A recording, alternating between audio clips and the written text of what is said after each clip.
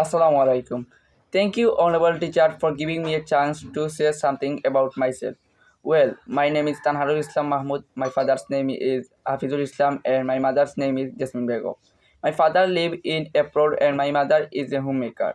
My village name is Chandrapur. My police station is Gulabganj, and my district is Sylhet. My religion is Islam. I am a Bangladeshi citizen. I have two brothers and no sister. I am first son according to the seniority of my family. I have passed GSC and SSC in 2024 and 2026 respectively. All 10 years I was a student of Chandrapur Gov Primary School and Alamdad High School. Now I am studying at spoking.com learning English. My favorite hobby is gardening. My favorite meal is boiled rice and fish. My favorite poet is Kazi Nazrul Islam. My favorite writer is Humayun Ahmad. My favorite man is Prophet Hazrat Muhammad Sallallahu Alaihi Wasallam. My creator is Allah. I love Allah creation. In leisure time, I play football. In future, I want to be a businessman.